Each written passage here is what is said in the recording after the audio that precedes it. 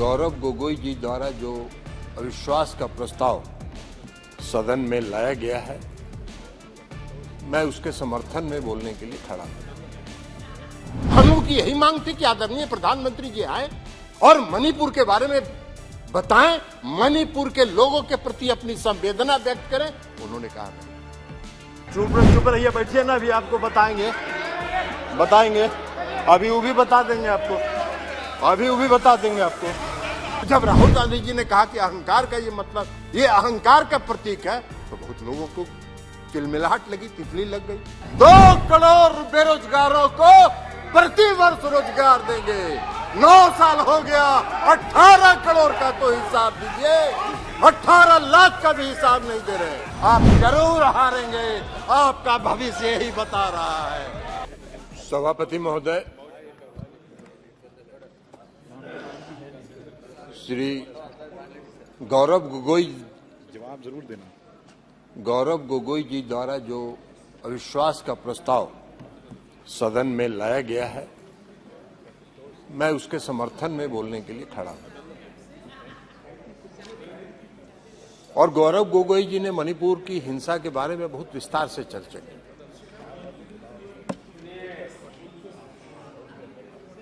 और हम लोग को आश्चर्य तब होता है जब मणिपुर इस देश का पूर्वोत्तर राज्य है, महत्वपूर्ण राज्य है, डबल इंजन की सरकार है।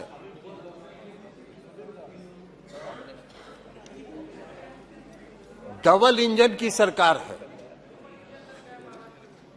और वहां की चर्चा जब होती है, वहां के हालात पर जब चर्चा होती है, तो जो सत्ता पक्ष के लोग हैं वो विभिन्न राज्यों के छिटपुट घटनाओं की चर्चा करके उसको जस्टिफाई करना चाहते हैं। ये नहीं है। मणिपुर को आप इतने हल्के में नहीं लें। आज मणिपुर में घटना हुई है, कल मिजोरम में होगी, परसों नागालैंड में होगी। आपका पूर्वोत्तर, पूरा पूर्वोत्तर का सीमा, आपका पूरा पूर्वोत्तर का सीमा उससे प्रभावित होगा। लेकिन आप उसकी गंभीरता ही नहीं समझ रहे। आज मणिपुर की हालत बहुत खराब है। उसकी गंभीरता के बारे में किसी ने चर्चा नहीं की। लंबा भाषण हुआ, लेकिन मणिपुर की गंभीरता में और मणिपुर की स्थिति के बारे में किसी ने एक शब्द बोलने का, इसलिए कि उनको पता ही नहीं है कि मणिपुर में क्या हुआ। उनको पता ही नहीं है कि मणिपुर में क्या हुआ। मैं भी गया था, मणिपुर गया था, और मैं गया था 2 समुदाय के बीच इतनी दूरी बढ़ गई है, इतनी घृणा फैल गई है एक दूसरे के प्रति कि उसको पाटना बहुत मुश्किल है। जितने हल्के में आप कह रहे हैं उसको आप नहीं पाट सकते। दोनों समुदाय के लोगों में विश्वास की कमी है। हम लोग गए थे, दोनों समुदाय के राहत शिविरों में गए थे। दोनों समुदाय के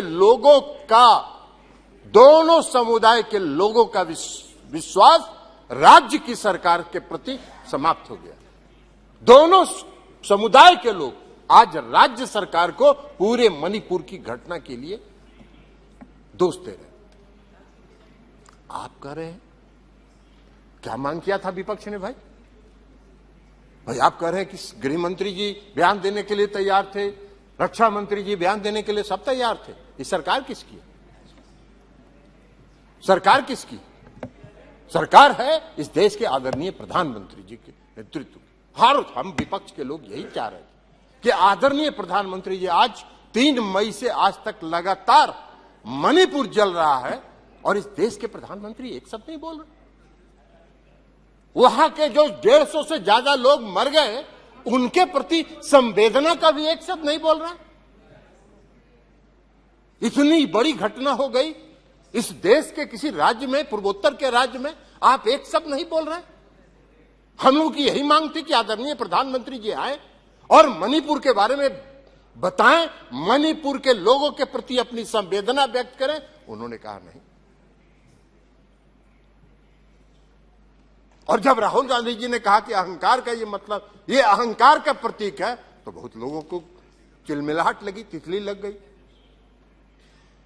नहीं है। मणिपुर में आज बहुत कुछ करने की जरूरत है। मणिपुर के लोगों में विश्वास पैदा करने की जरूरत है। दोनों समुदाय में विश्वास पैदा करने की जरूरत है। 2 करोड़ बेरोजगारों को प्रति वर्ष रोजगार देंगे। 9 साल हो गया, 18 करोड़ का तो हिसाब दीजिए। 18 लाख का भी हिसाब नहीं दे रहे, 18 लाख का भी हिसाब नहीं दे रहे। काहे का? और बना दिया क्या? बना क्या दिया? हाँ, रोजगार दिया एक आदमी को। एक आदमी को रोजगार जरूर मिला, वो सबसे बेरोजगार था। हम नाम नहीं बोलेंगे किसको रोजगार दिया उन्होंने, ये खुद बताएं कि किसको रोजगार उन्होंने दिया, जो सबसे बड़ा बेरोजगार था। और उसको भारी रोजगार देके पूरा इस देश के नंबर 1 और दुनिया के नंबर 3 पर पहुंचा देने का काम किया। काला धन लाएंगे, काला धन पूरे देश से लाएंगे। पूरे दुनिया में जितना काला धन है वो लाएंगे। हर गरीब के खाते में 10 से 15 लाख रुपया पहुंचाएंगे। एक आदमी को भी नहीं मिला। काला धन लाने की तो बात छोड़ दीजिए। विजय माल्या, नीरव मोदी और मेहुल चौकसी आपके आंख के नीचे से काला धन लेके विदेश चला गया, आपका बैठे रह गया। आप देश की जनता को छल रहे हैं। जब हम लोगों का गठबंधन बना 9 अगस्त को, 1 मिनट, 9 अगस्त 2022 को, तब से इनको तितली लग गई, तब से इनको भारी तितली लग गई है। पूरा देह खजुला रहा है, सबका देह खजुला रहा है। 2017 में अभी बताएंगे आपके भविष्यवाणी का भी, आपके गृह मंत्री जी कितने बड़े भविष्य वक्ता हैं।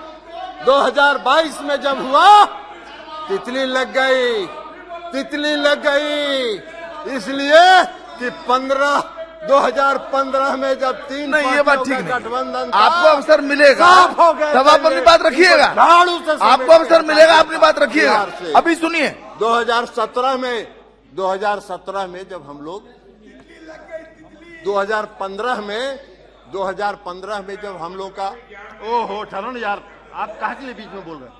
2015 में जब बिहार में गठबंधन हुआ आरजेडी का, जनता दल यू का और कांग्रेस पार्टी का,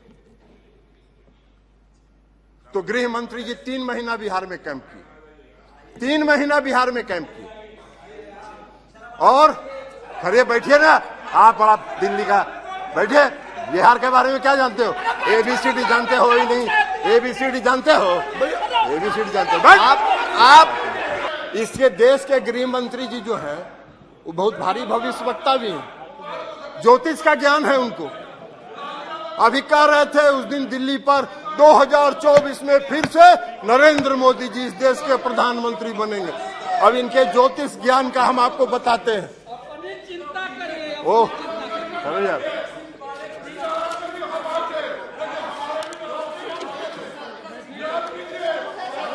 बैठिए, बैठ जाइए, बैठ जाइए, बैठ जाइए, बैठ जाइए। आप बैठ जाइए, बैठ जाइए प्लीज, बैठिए, बैठिए, बैठिए। 2000 रिकॉर्ड में नहीं जा रहा है। 2000 बोलिएगा तो रिकॉर्ड में आएगा, तब बोलिएगा जी।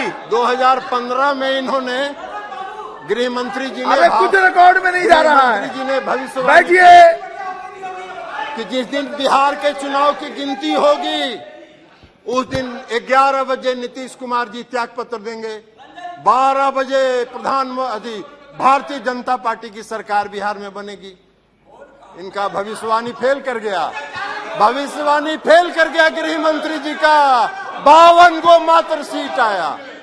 2021 में बंगाल में चुनाव लड़ रहे थे, कहे 2/3 बहुमत से सरकार बनाएंगे, हार गए। 2022 में हिमाचल गए, वहां कहे सरकार बना रहे हैं, भविष्यवाणी फेल कर गया। कर्नाटक गए, वहां कहे 2/3 से सरकार बना रहे हैं, हार गए। 2024 भी आप जरूर हारेंगे, आपका भविष्य यही बता रहा है। 3 बार गए गृह मंत्री जी बिहार। पहला बार गए पूर्णिया में भाषण दिए, कहे कि पूर्णिया का हवाई अड्डा मोदी जी ने बनवाया कि नहीं बनवाया।